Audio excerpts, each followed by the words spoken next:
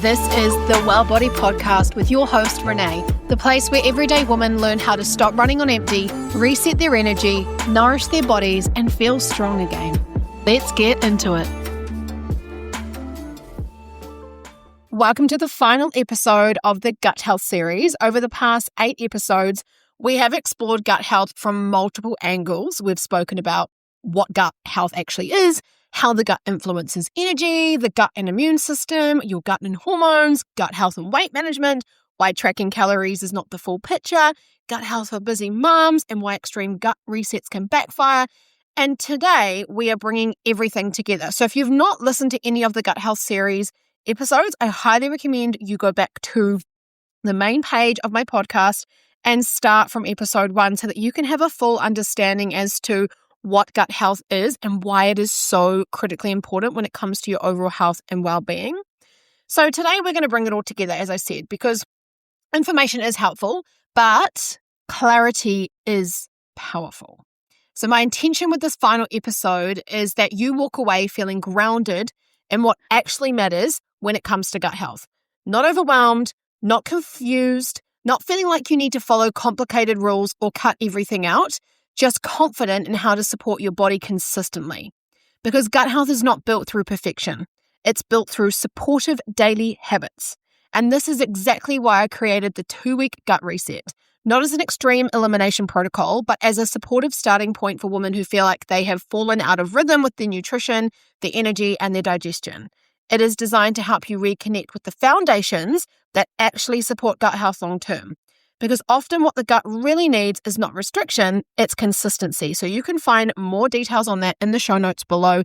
It's a 2-week gut program, and I've made it super affordable so that anyone can get their hands on this information, because as a health professional, that is my goal, is to make sure as many people can get their hands on resources and tools at their fingertips. Okay, now let's move into it. So gut health is not just about digestion. When most people think about gut health, they think about bloating, but the gut influences far more than digestion. The gut interacts with the immune system, hormones, energy production. It interacts with your mood, brain function, inflammation, nutrient absorption, metabolism, and even your skin health. Around 70% of the immune system is located in the gut. Gut bacteria help metabolize hormones such as estrogen. The gut communicates constantly with the brain through the gut-brain axis. So when we support gut health, we are supporting whole body health, not just digestion. And this is why women often notice that when their gut feels off, everything can feel harder. Energy feels lower, cravings feel stronger, mood feels more fragile, skin might flare up, hormonal symptoms might feel more intense, and often women assume they need to dramatically overhaul everything. But often the body is simply asking for you to support the basics. So when we remove the noise and the trends, gut health comes back to a few key foundations. And simple does not mean ineffective. Simple done consistently is actually powerful, and it's the most powerful tool you can apply to anything when it comes to your health. So the core pillars of gut health are consistent nourishment, dietary diversity, balanced meals, stable blood sugar, nervous system support, hydration, movement, sleep, and reducing extremes. And most women actually already know these things.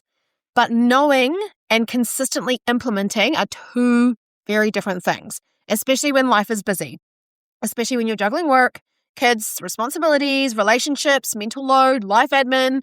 It can feel easier to look for a quick fix, something that promises fast results or something that feels like a clean slate. But gut health really improves through extremes. It improves through rhythm and consistency. And one of the most supportive things you can do for your gut is eat regular. Many women unintentionally undereat earlier in the day. Coffee for breakfast, a rushed snack mid-morning, something small for lunch because you're busy. Then by mid-afternoon, energy crashes, cravings increase, patience feels thinner. And dinner often becomes the largest meal of the day because that's the first time there has been space to actually eat properly. And this pattern can place stress on blood sugar regulation, digestion, and even hunger hormones. Regular meals will help to regulate your energy levels, your digestive rhythms, your hormone signaling, and satiety cues. And balanced meals that include protein, fibre, healthy fats, and carbohydrates provide steady nourishment for both your body and your gut bacteria. So inside the 2-week gut reset, one of the biggest shifts women notice is simply eating more consistently again. Not perfectly, just more regularly. And often energy improves significantly just from that change alone. So what this can look like is you having a substantial breakfast that's going to keep you satiated. And when I say satiated, I mean full, nourished, and like you're not even really thinking about your next meal because you're eating well enough, you're eating a decent amount. Then you have lunch, and that can be around the same time each day if possible. And that doesn't have to be at 12 o'clock because that's what, you did at school, or that's what you did at work, or you do at work. Lunch can be when you feel called to having that next meal, and then having your third meal of the day, dinner. And if you really need to, because you're active or because you're feeling hungrier that day, have a snack.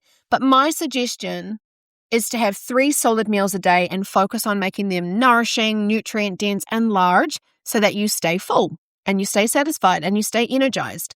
Often those energy crashes we have in the morning that kind of signal us to grab more caffeine and something sugary come from not having a supporting start of the day, a supportive breakfast with protein, fats, good carbohydrates, and lots of fiber and diversity on the plate. It comes from skipping all of that, running on coffee, running on adrenaline, and then you get to the afternoon and you crash. And you think that maybe the way to boost that and to get through the afternoon is to have more caffeine and sugary treats or foods. And that's not going to support your overall energy and health long term. And there's only so long your body can cope with that before it starts to kind of let you know that it's not happy. And that might come out through chronic PMS, that might come out through chronic, just feeling so fatigued, like you can barely move your legs. It might come out and you end up at the doctor's because you just have this unexplained sickly feeling. It might come out through like chronic bloating, skin breakouts. It might come out through headaches, migraines. There are so many things that our body will communicate with us when it's not happy with what its current environment is. Our body's very clever, and it's your job to listen and to take note of that, because there's only so long you can keep pushing before your body will just go, ain't gonna happen anymore, and you end up just in bed and can't get out, or depressed, or anxious, or unable to fulfill your duties at work, or even as a parent, because you're so run down, okay? So that is why it's so important that we anchor our day in meals, and we are consistently having these meals. 3 meals a day is a great place to be at, and then having that extra snack if you feel like you need it. And generally I find people need that extra snack if they are working out or they're doing an endurance session, a specific type of training. They might require a different type of nutrition because of that, or they're due for their period and they're just needing a little bit more food. And so rather than suppressing that in that luteal phase, you just go, cool, I'm going to have another little snack, another little something to give me a boost of energy because my body just needs it. And of course your body needs it. It's about to go through a big process. So never suppress that, okay? So know that you've got that extra snack if you need it. What's not going to work for feeling optimal is constant snacking throughout the day, especially when you're constantly snacking on low protein, low fiber foods. So having 3 solid meals a day is what we want to aim for. Feeling full is okay. Do you know what I mean? Like, it's okay to have a big meal. Like, you don't need to look at that and be like, oh my God, I'm eating way too much. I'm never going to look my best. I'm never going to see the results.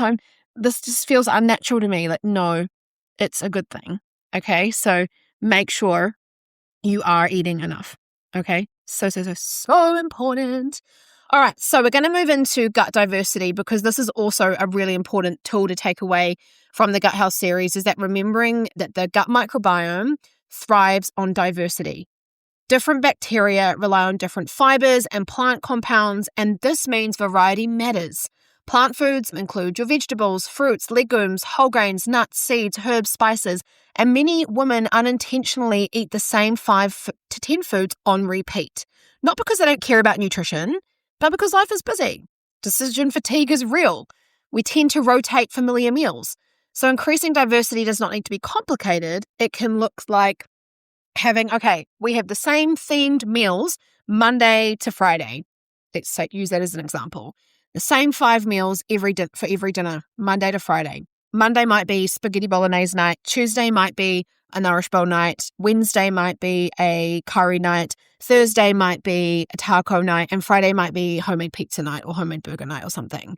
Now, you keep the theme the same so that decision fatigue does not get you down. And you diversify the ingredients that you use.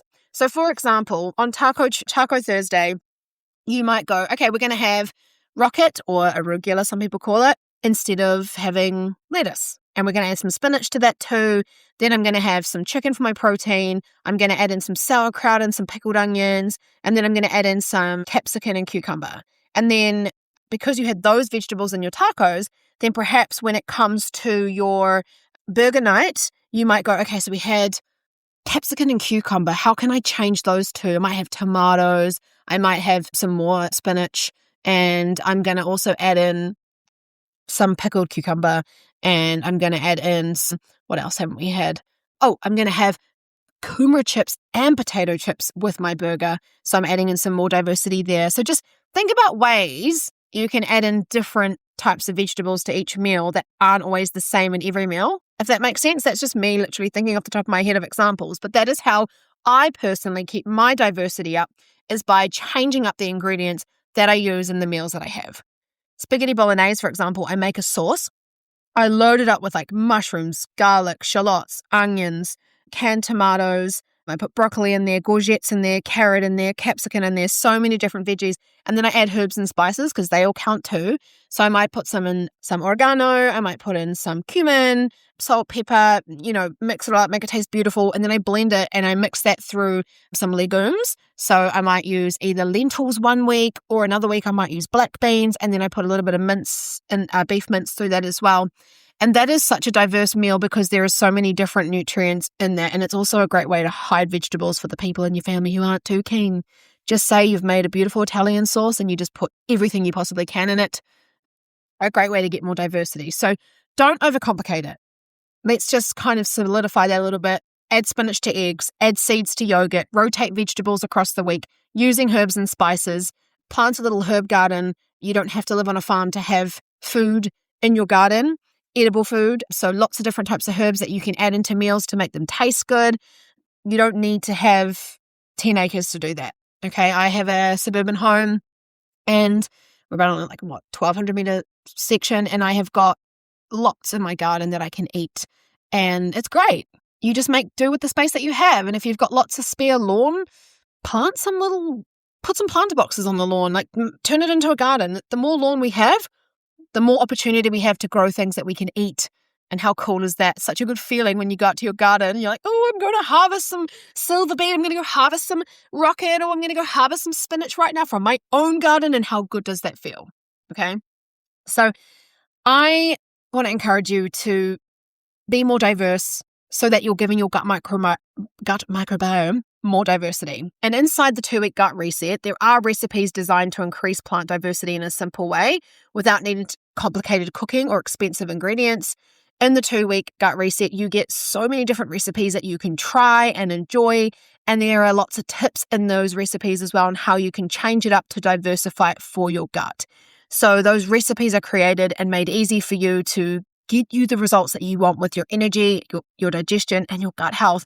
And that in turn is going to set you up with the best foundations to continue feeling your best and working on your health and well-being goals. Diversity supports resilience in the gut microbiome, and the resilient guts tend to feel more stable.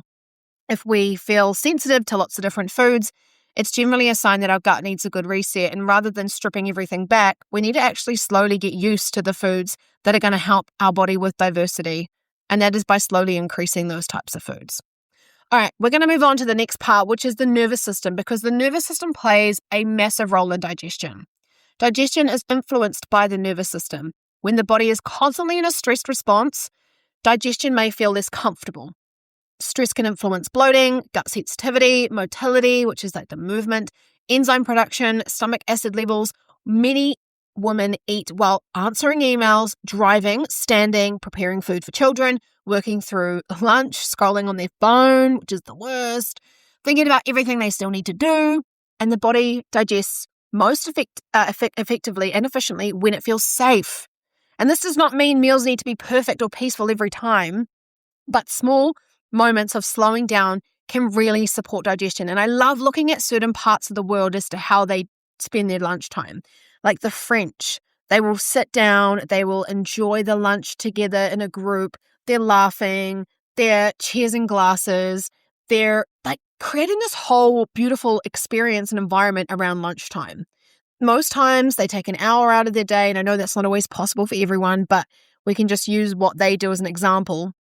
And they're really enjoying people, culture, food, and that is a really important part of being human. It's a human need, it's that sense of belonging and that sense of culture and food too. So try your hardest to create more calmness and environment when you are enjoying your food. Your body will digest more effectively when it feels safe. It's not going to feel safe if you're stressing out over the emails that are in the inbox. It's not going to feel safe when you're scoffing and driving and focusing on traffic. It's not going to feel safe when you're scrolling on your phone and not even focusing on the food that you're eating. It might not even register that you're eating much. And then you're like, why am I so hungry? I just ate a whole meal, but you were so distracted by everything else. Okay? So small moments of slowing down can really, really, really support your digestion. Even things like taking a breath before eating, sitting down where possible, away from distractions, chewing more thoroughly, and putting the fork down between bites. The small signals of safety that you give your body can support the gut-brain connection. And inside the 2-week gut reset, we also focus on supporting the nervous system alongside nutrition, because gut health is not just about food, it's about environment. And this is a huge part of how we feel and how we respond when it comes to making these changes with our overall health and well-being. I also want to touch on in this series, before I close up the gut health series, with one of the most fascinating areas of research in recent years, and it is the connection between the gut and the brain. The gut and the brain are constantly communicating through something called the gut-brain axis. This communication happens through the nervous system, hormones, immune signaling, neurotransmitters, gut bacteria, metabolites, and many neurotransmitters that influence mood are either produced in the gut or influenced by gut bacteria. So, for example, serotonin, often referred to as the feel-good neurotransmitter, is largely produced in the gut. And this does not mean gut health is the only factor influencing mental health, but it is one important piece of the puzzle. Many women will notice that their digestion feels off, but they also may feel anxious, more irritable, more overwhelmed, more emotionally sensitive, more fatigued, less resilient to stress, and often this can create a cycle. When the stress levels are high, digestion may feel more sensitive. When digestion feels uncomfortable, stress levels may increase. When energy feels low, everything can feel harder to manage. Many busy women are juggling multiple responsibilities, right? We got work, family, mental load, planning meals, organizing schedules, managing relationships, managing expectations, trying to take care of their health. And when the nervous system is constantly switched on, it can feel difficult to truly rest and digest. So supporting gut health can also support emotional resilience. Not because food fixes everything, but it is probably 90% of what we need to be focusing on to feel good. Food is medicine. Right? Nourishment helps the body to feel more stable. Balanced meals support stable blood sugar. Stable blood sugar supports more stable energy. Stable energy often supports more stable mood. When the gut microbiome is supported through dietary diversity, fibre, and regular nourishment, beneficial bacteria produce compounds that may support the nervous system regulation too. Some gut bacteria produce short-chain fatty acids, which influence inflammation levels and may also support brain health. So it's so important that we are reducing pressure around food and not letting food feel stressful so that the nervous system can feel more calm. When the nervous system feels stressed, digestion often is more sensitive. And when we create a supportive environment for the body, and we do this through regular nourishment, gentle structure, balanced meals, reduced extremes, more nervous system support, like a bit of breath work, many women will notice that they feel more emotionally stable, more clear-headed, more resilient, more calm, and more able to just cope with the daily stresses. So gut health is not about eliminating symptoms. It's about supporting how you feel day to day, because more steady energy, more stable mood, more clarity, more capacity is going to help you to feel your absolute best. Health is not just about how your body looks. It's about how your life feels. Okay, it's really important that we remind ourselves that extremes are not actually required when it comes to improving our gut. Many women feel like they need to cut everything out to feel better. And while this might work for a very short-term period, it's not actually helping your gut to build that resilience that it needs. If you have not been diagnosed with certain gluten intolerances or lactose, you're lactose intolerant, there could just be something going on in the gut that needs addressing, like building that resilience to be able to cope better with these types of foods.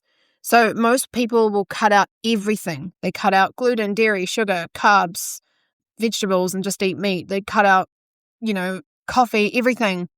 And sometimes these short adjustments, as I said, can be helpful, but long-term gut health is really built through fear of food. It's built through understanding your body, supporting your body, creating consistency. Extremes will often lead to feeling overwhelmed, feeling restricted, feeling like you are constantly starting again, feeling unsure what is actually happening. So you need to give your gut the nourishment because that's what it thrives on, not punishment. And I often see when people go keto or carnivore that they may see results very, very short term, but their gut health will suffer because you're not getting that fibre diversity that you need as a human to feel optimal and for your gut to thrive. And I don't know, I'm not really one to kind of go down the road of keto carnivore because it's just not me. Yes, I do love eating a little bit of animal protein, but I would never give up vegetables. And I can't imagine giving up vegetables. And carbs aren't the devil. It's just knowing the structure around carbohydrates and knowing your structure around food and knowing nutrition a little bit more in depth so that you aren't scared of eating a whole food group, because it's really important that we have aspects of each. Otherwise, why would we be learning about it and studying it and seeing how important it is for our health? Okay. So if we bring everything back to the essentials, your simple gut health blueprint is eating regularly, having those 3 meals a day, build balanced meals with your protein, your fiber, your fats, your good carbs, increasing your plant diversity gradually. Don't overwhelm yourself by doing 30 plant points a week, tomorrow. Stay hydrated because drinking enough water is really important for helping your body to process the fiber that you are now increasing, as well as just feeling good. You need to move your body regularly because movement is really important. Part of gut health, strength training, walking, just moving in general, stretching, supporting your body with sleep, reducing extremes because extremes are stressful and extremes don't always work and aren't the answer long term. And also just supporting your nervous system through implementing mindful eating practices and also just eliminating things out of your life and environment that make you feel super stressed. So these foundations, if you get them in place, are going to influence how you feel with your energy. They're going to help you with your hormonal health. They're going to help you with digestion, inflammation, mental clarity, and overall metabolic health. And this is why I created the 2-week gut reset, because it focuses on these exact foundations. And when we improve these areas, many symptoms will begin to improve naturally. Not overnight, but steadily. And that 2-week gut reset is almost like a little bit of a foundation builder, a kickstart to help you get into the rhythm of supporting your overall health and well-being through eating well, moving well for gut health, and just your overall health and well-being. So we always want to remember as well that I always like to remind people that it's about progress, not perfection. Gut health is influenced by repeated daily habits, not one perfect day of eating, not one perfect week, just small supportive actions that are repeated consistently. Adding vegetables to meals, including protein regularly, drinking more water, eating more consistently, going for walks, preparing simple meals, reducing pressure to be perfect, because these small actions, which may seem small and basic, are actually what works. Simple is what works, especially for the long term. It may not sound sexy or it may not look like a great trend, but it is what will always work. And it's generally what people always come back to, even if they have to take themselves out for a while, try these extremes and realize that, hang on a minute, the basics are actually really what work long term. And it's about learning those foundations and sticking to them and putting them into your lifestyle. Okay. So If you have listened to this entire series, I hope you now feel more confident with what actually matters. Gut health does not need to feel complicated. It does not need to feel restrictive, and it does not need to feel overwhelming. It needs support, it needs nourishment, and ultimately it needs consistency. If you're wanting guidance implementing these foundations in a structured but realistic way, the 2-week gut reset is designed to help you do exactly that. It's not about cutting everything out. It's about reconnecting with the habits that help your body to feel good again. So you feel more energized, more comfortable in your body, more confident in your food choices. And if you want to find out more about that gut reset, check the show notes below. There is a link there which will give you all the info you need on how you can get started. Thank you so much for being here for the gut series. Supporting your health creates ripple effects into every single area of your life. Your energy, your mood, your hormones, your confidence, your resilience, everything is connected. And your gut is one of the most important parts of that bigger picture. I'm so excited because in our next series, we're going to be diving into all things hormones. We're diving into the Cycle Code series where we are talking to real women about their experiences with menstruation, their health, and also bringing on some other experts. Like I've got a great episode lined up, which is all about pelvic floor health and how we as women need to be mindful and aware of our pelvic floor health. Lots of awesome people jumping on with a few more interview-like episodes as well as some solo episodes. So make sure you stay tuned to know when those episodes go live. Thank you so much for being here. I really appreciate it. If you loved this episode, then please share it with a friend if you feel like they would benefit from listening to this. And as always, I appreciate you. This podcast every week, when I see more and more people listening, it makes me feel so happy. So thank you for being one of those people who are listening. The more listeners we have, the more I can get this podcast out here and the more content I can bring to you, and hopefully some special guests as well and other experts that can help us as women to feel well all round. Thank you, thank you, thank you. Have the best day, and I really look forward to having you join me in the Cycle Code series. Thanks for listening to the Well Body Podcast. If you enjoyed this episode, please leave me a review or share it with someone who needs to hear it. You can find more support, resources, and information on my website at www.beyondthebody.co. Until next time, I look forward to having you in the next episode.